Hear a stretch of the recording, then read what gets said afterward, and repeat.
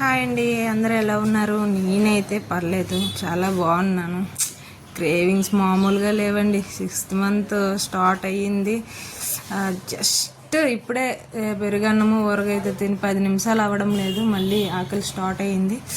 ఈ టైంలో ఏం చేయాలో తెలియక అంగన్వాడిలో ఇచ్చిన మల్టీగ్రెయిన్ దోశ పిండి ఉంటే దాంతో అయితే అట్లు పోసుకుంటున్నాను. నేనైతే ఈ మధ్యన ఒకటి విన్నానండి, ప్రెగ్నెన్సీ టైంలో గుడ్డు తినకూడదు, జుట్టు రాదు పిల్లలకి, నలుపు గులాబ్ జాములు తినకూడదు, కర్రీగా పుడతారు అనేసి ఎవరు చెప్పారు? నేను ఫస్ట్ టైము నా ప్రెగ్నెన్సీలో అయితే రోజుకి 2 గుడ్లైనా తినేదాన్ని. గులాబ్ జామున్, స్వీట్స్ ఏంటి అన్ని రకాలు తినేదాన్ని. నా కూతురికి ఇంత జుట్టుతో పుట్టింది, చూస్తే మీరే షాక్ అయిపోతారు. అంత హెయిర్ ఇంకా నా కలర్లోనే పుట్టింది, బ్లాక్గా ఏం పుట్టలేదు. ఇవన్నీ మూఢనమ్మకాలు. గులాబ్ జామ్ తింటే బ్లాక్గా ఎందుకండి పుడతారు? ఆ స్వీట్కి దానికి సంబంధం ఏంటి ఉంది?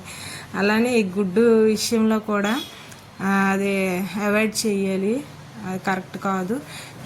గుడ్డు తింటే బేబీకి చాలా మంచిది. రోజుకి కనీసము బాగా ఇష్టపడితే ఒక 3 గుడ్లైనా తినాలి. తింటేనే ఆ బేబీకి గ్రోతింగ్, ఇది ప్రోటీన్స్ అన్నీ చక్కగా ఉంటాయి.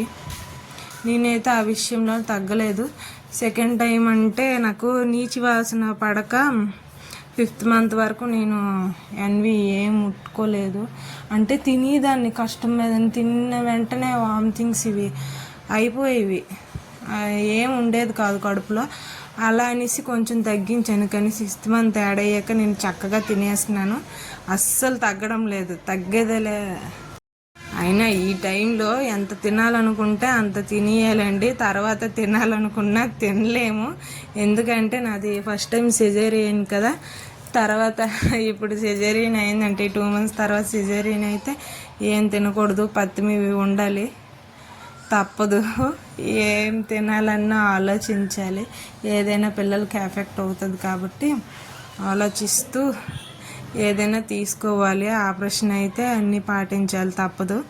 వేడివేడిగా అయితే నేను వేసుకున్నాను, కానీ చాలా చక్కగా వచ్చాయండి. ఈ పిండితో దోశలు అయితే సన్నంగా దోశల్లానే వచ్చాయి. కాకపోతే నాకు రోస్ట్గా ఇష్టము, కానీ అవి అంత రోస్ట్ చేసినా గట్టిగా అవ్వలేదు, మెత్తగానే ఉన్నాయి. కానీ టేస్ట్ అయితే అదిరింది. వేడివేడిగా ప్రస్తుతానికైతే ఇదే ఉంది. కడుపు నిండా తినేసాను. ఎప్పుడు ఏది గుర్తొస్తే అది చేసుకొని తినేస్తాను. చేసి పెట్టే వాళ్ళు అయితే లేరు, కానీ నేనైతే చేసుకుంటాను. ఎవరి మీద ఆధారపడకూడదు, మన పని మనమే చేసుకోవాలి. కాబట్టి చక్కగా వేసుకొని ఆవకాయ పెట్టుకొని, మేమైతే ఉప్పు ఊరగాయ అంటాము, ఆ ఉప్పు ఊరగాయతో నంచుకొని తింటే చాలా కమ్మగా ఉంది. చక్కగా అయితే ప్లేట్ అయితే ఖాళీ చేసాను. మా పాపకి 2 వేసి ఇచ్చాను దోశలు, తను తినింది, ఇద్దరము ఓకే. ప్లేట్ అయితే ఖాళీ అయిపోయింది. ఊరగాయ అయితే మామిడికాయ ముక్కలు అయితే పుల్లగా ఉన్నాయి. నాకు స్టార్టింగ్లో ఎంత పులిపైనా తినేసేదాన్ని, కానీ ఇప్పుడు తినలేకపోతున్నాను, పళ్ళు జువ్వుమంటున్నాయి.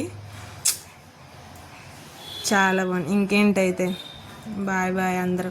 Please subscribe my channel. నా వీడియోస్కి కొంచెం సపోర్ట్ చేయండి.